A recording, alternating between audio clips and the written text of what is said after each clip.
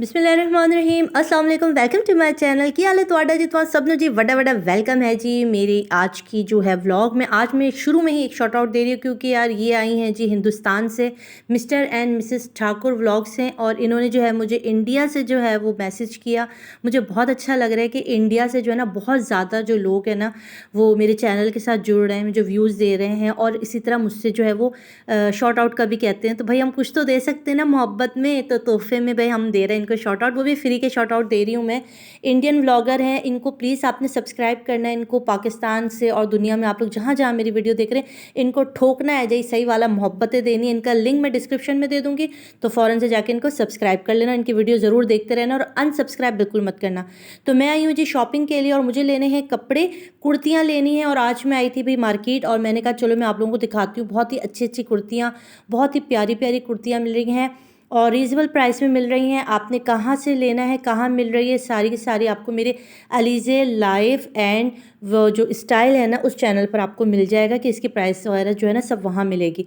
तो ज़रूर देखिए। और आपकी मोहब्बतें मिल रही हैं, आपको मेरी स्टोरीज अच्छी लग रही हैं, मेरे व्लॉग्स अच्छे लग रहे हैं और आप लोग जिस तरह मोहब्बत दिखा रहे हैं, सब्सक्राइब कर रहे हैं, प्यार दे रहे हैं और दुत्ती दुआएँ देते हैं जिन जिन को मैं जो है वो शॉर्ट आउट देती हूँ ना, उसके बाद वो लोग जब दुआ देते हैं इंस्टाग्राम पर आकर और अपनी वीडियो में भी मेरा जिक्र करते हैं जाकर के भाई मेरे हाना के किचन ने पाकिस्तान से जो है वो मोहब्बत का जो है वो शॉर्ट आउट दिया है, तो बहुत अच्छा लगता है। और आपको भी बताते हैं कि आप लोग जो जाते हैं और सब्सक्राइब करते हैं उनको, तो दिल जो है ना बड़ा बढ़ जाता है कि बोलने पर ही आप लोग कितना प्यार दिखाते हैं। पहले तो आप सबका बहुत बहुत शुक्रिया इस चीज़ के लिए, क्योंकि एहसान जो होता है ना वो एहसान ही रहता है। तो इंसान को एहसान फरामोश नहीं होना चाहिए ना, हमेशा एहसान याद रखना चाहिए। अगर आपके साथ कोई भलाई करे ना, छोटी सी भी नेकी करता है ना कोई, तो याद रखें उसको ज़रूर उसका सिला दें, ना कि आप उसके ना पीठ में जो है ना वो खंजर घोंपें।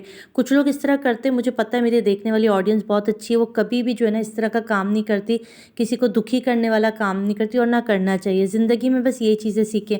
अच्छा, इसी तरह स्टोरीज़ का भी सिलसिला जारी है। बहुत सारे जो बहनें हैं ना वो इंस्टाग्राम पर और जो है वो मुझे व्हाट्सअप पर भी जो है ना वो इतनी स्टोरीज शेयर कर रही हैं, अपनी लाइफ जर्नी बता रही हैं, अपनी ज़िंदगी में जिस तकलीफ़ से वो लोग गुजर रही हैं ना और जितना सब्र करके वो गुजर रही हैं, तो मुझे बताती रहती हैं। और अच्छा, जो आपके कमेंट्स आते हैं ना उसके बाद भी बता रहे होते हैं कि यार ये हुआ। देखो अभी कुछ दिन पहले ही मैंने एक वीडियो बनाई थी जिसमें एक लड़की का मसला था कि वो किसी लड़के से प्यार करती है जिसकी मंगनी ऑलरेडी हुई हुई है, तो उसका कमेंट आया, कहने लगी कि मेरी तरफ से अपनी ऑडियंस का शुक्रिया कीजिएगा क्योंकि उस बहन ने जो है वो उस लड़के से कतई ताल्लुक़ ही कर ली है। आप लोगों के कॉमेंट को देखते हुए उसने जो है वो आप लोगों की सिला को जो है वो सुना, आप लोगों के मशवरे पर अमल किया और उसने उस लड़के का नंबर ब्लॉक कर दिया और उससे अभी जो है ना वो उसने सारे ताल्लुकात ख़त्म कर लिए। इस तरह और भी बहुत सारी बहनें जो कहती हैं कि जो हमें आप लोग कुछ चीज़ें बता रहे होते हैं पढ़ने पढ़ाने की, तो उस पे भी वो आपका थैंक यू कर रही थी कि आप लोग जो कमेंट देते हैं, जो आप लोग उनको मोहब्बत देते हैं ना, तो वो उनकी ज़िंदगी में जो है वो काम आ रहा है। और मैं जो जो कमेंट देख रही होती, जो जो मेरे पास आ रही होती है ना चीज़ें, वो मैं शेयर नहीं कर सकती आप लोगों से क्योंकि उनको अपनी फैमिली की तरफ से थोड़ा सा सख्ती होती है। इस वजह से वो जो है ना वो कैमरे के आगे आके बताती नहीं, मगर मुझे पर्सनली उस लड़की ने कहा कि आप अपनी ऑडियंस को मेरी तरफ से शुक्रिया कहिएगा। अच्छा, एक और मैंने ज़िक्र किया था खातून का जिनकी शादी हो गई थी, जिनके हस्बैंड थोड़े से नफसियाती थे, मेरे पिछले किसी व्लॉग में। उन्होंने कहा कि आपने आखिर में एक बात नहीं बताई कि अब मेरी ज़िंदगी बहुत अच्छी है और मैं एक बहुत हैप्पी लाइफ गुजार रही हूँ।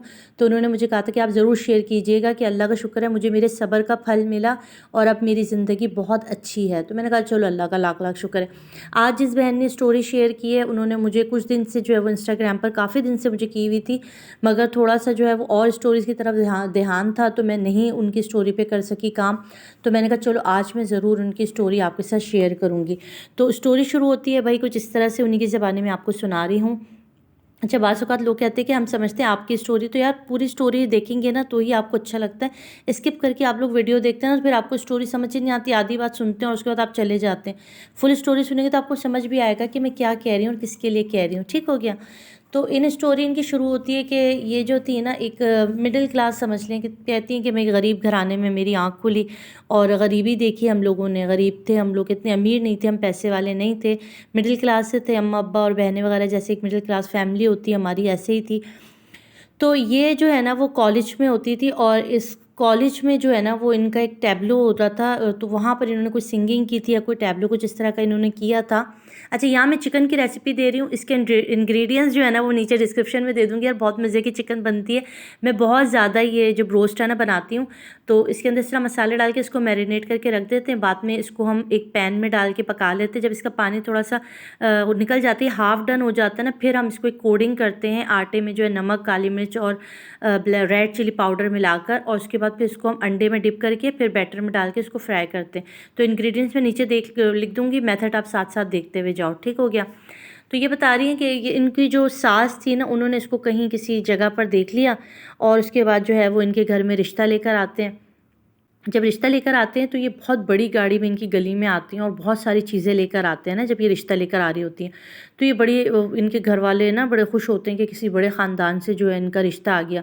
तो वो इनकी वालदा जो होती है लड़के की, वो यही कहती है कि हमें जो है ना वो सीधी सादी सी और अच्छी लड़की चाहिए। हमारी सोसाइटी में बहुत ज़्यादा लड़कियाँ हैं, मगर हमें एक घरेलू टिपिकल टाइप की लड़की चाहिए जो मेरे घर को जोड़ के रखे, जो मेरे बेटे के साथ जो है वो एक उसका ख़्याल रखे, पूरे घर को लेके चले। इसलिए हमें ऐसी लड़की की तलाश थी। तो हमने इसको वहाँ पर देखा कॉलेज में, तो मुझे अच्छी लगी। तो मैं उस वक्त जो है ना वो शायद जो उनके साथ आई हुई थी, जो उनकी जो चीफ गेस्ट जो भी होते हैं ना कॉलेज में, जो उस वक्त उन्होंने देखा था उनको, जो इनकी मदर इन लॉ थी। अच्छा भाई, बात मुख्तसर हुआ ये कि इनकी जो है वो शादी हो गई, 1 साल के अंदर इनकी शादी हो गई और फिर ये जो है वो दुल्हन बन के इनके घर आ गई। जब इनके घर आ गई तो इन्होंने देखा कि जो लड़का है ना उसका इतना ज़्यादा इसकी तरफ ना इंटरेस्ट नहीं था। ये कहती है कि मैं पूरे घर का काम करती थी, सुबह से लेकर शाम तक, हेल्पर भी थी मगर फिर भी पूरे घर के खाना पकाना ज़िम्मेदारी सब मेरी थी। सास जो थी वो किसी एनजीओ के साथ होती थी, तो वो ज़्यादातर बाहर घूमती रहती थी और घर में जो घर में नौकर चाकर थे या घर में क्या पकना है क्या करना है सब मेरी ज़िम्मेदारी थी। मगर जो मेरे हस्बैंड थे ना वो मुझे एक नौकर की तरह ट्रीट करते थे। ये कहती है कि मेरी जो हैसियत थी ना वो एक नौकरानी और एक मासी की भी नहीं थी। मासी से भी शायद वो हंस के बात कर लेते थे मगर मेरी हैसियत मासी से भी गई गुजरी थी। मुझे मेरी तरफ वो देखना भी गवारा नहीं करता था बंदा, इतनी कोई बुरी तरीके से मेरा रिलेशनशिप था। ये सब कुछ मेरी सास देख रही थी, ये मेरे घर वाले सब देख रहे थे, मेरे ससुराल वाले इन लॉ सब देखते थे कि वो मेरे साथ किस तरह का ट्रीट करता है, मेरे साथ किस तरह की लैंग्वेज है, किस तरह से मेरे साथ बात करता है। उसके बावजूद जो है वो लोग खामोश थे। ये मुझे बाद में पता चला कि वो जो लड़का था ना वो मुझसे शादी नहीं करना चाहता था, वो किसी और लड़की से शादी करना चाहता था।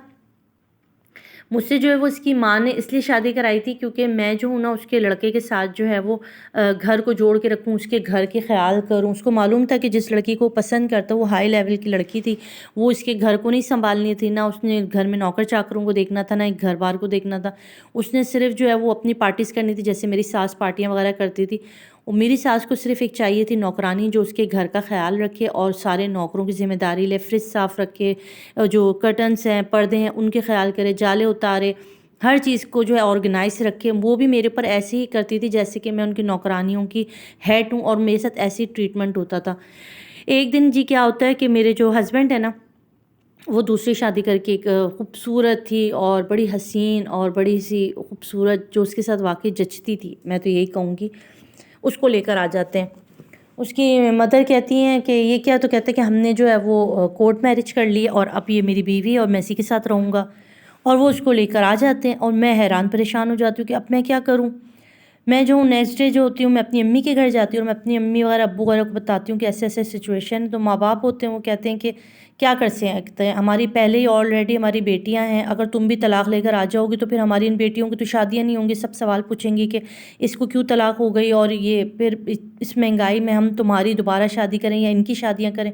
तो मेरे पेरेंट्स से मुझे बड़ा जो है ना वो मैं उनकी खातिर झुक गई और मैं वापस अपने ससुराल वापस पलट आई।